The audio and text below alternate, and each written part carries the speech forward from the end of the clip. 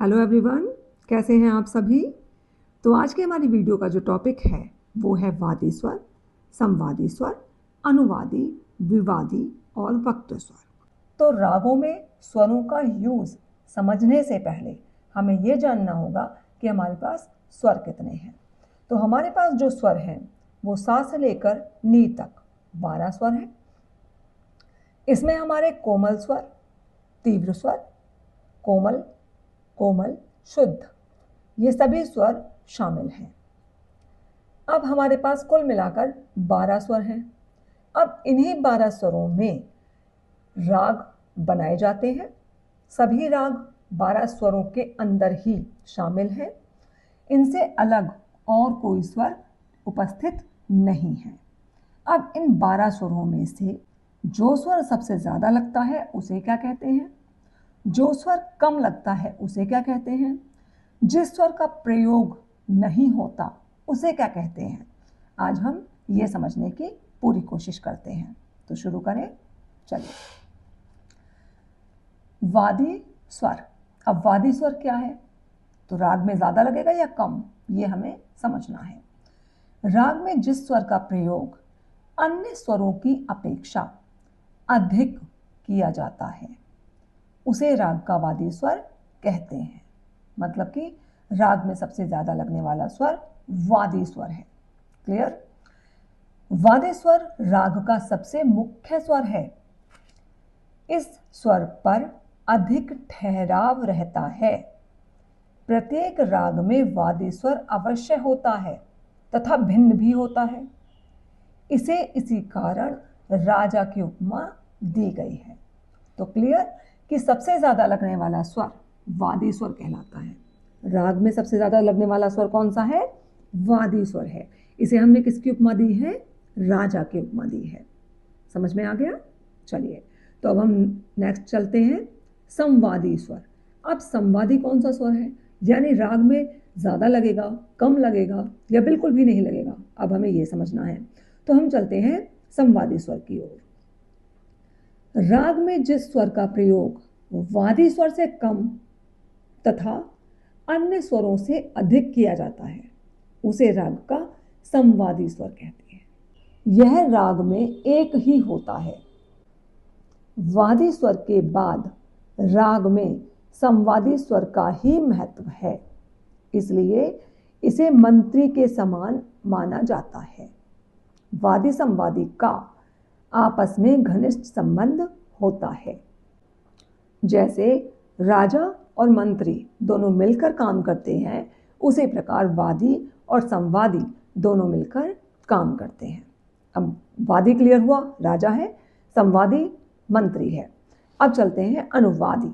अनुवादी कैसा स्वर है भाई, ज़्यादा लगता है या कम लगता है, इस चीज़ को क्लियर करना है हमें। तो वादी संवादी स्वरों के अतिरिक्त राग में लगने वाले अन्य सभी स्वर अनुवादी कहलाते हैं। राजा और मंत्री को हटा दीजिए, बाकी सारे जितने भी हैं वो सब कौन है, अनुवादी स्वर हैं।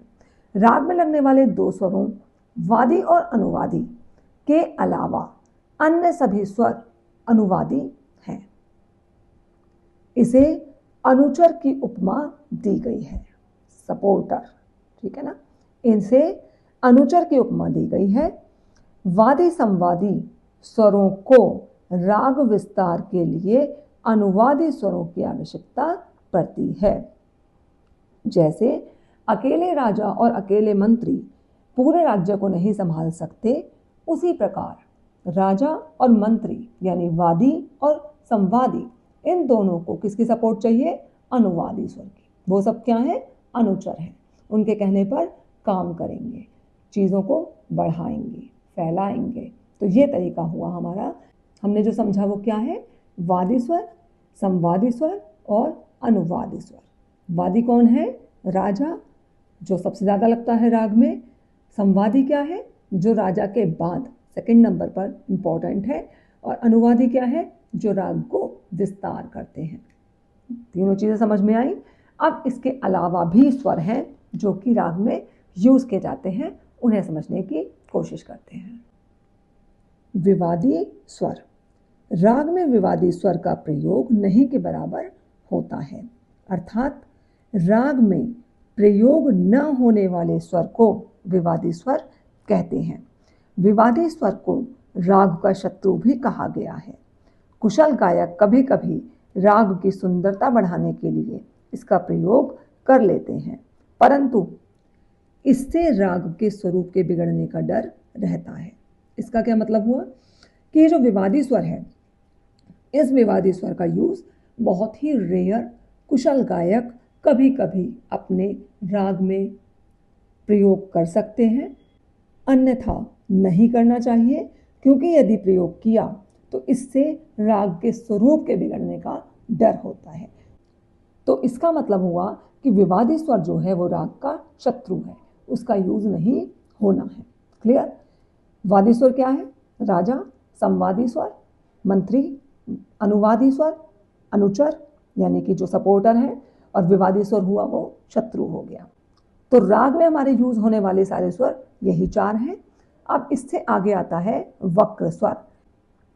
गाते बजाते समय जब किसी स्वर का प्रयोग सीधा न होकर टेढ़ा हो तो उसे वक्र स्वर कहते हैं। वक्र का अर्थ है टेढ़ा। कई बार राग के आरोह अवरोह में स्वरों की चाल सीधी नहीं होती, बल्कि क्रम बदलकर होती है। अर्थात कई बार हम किसी स्वर तक जाकर आगे जाने के बजाय पीछे के स्वर पर लौट आते हैं, उसे ही वक्र स्वर कहते हैं। यानी कि हम सा, रे, गा, फिर गा से आगे क्या आता है? माँ। माँ पे नहीं जाते, माँ से वापस लौटते हैं, गा से वापस लौटते हैं रे पर। तो सा, रे, गा, रे, गा, माँ, गा, माँ, पा। हम पलटा मारते हैं, सीधे उस स्वर को नहीं छूते। तो ये हो गया हमारा वक्र स्वर। तो इस तरीके से हमने जो आज समझा वो है 12 स्वरों का किस तरह राग में यूज होता है। तो आशा है कि आप सभी को वीडियो समझ में आई हो, पसंद भी आई हो, और अगर पसंद आई है तो please subscribe the channel and like the video. Thank you.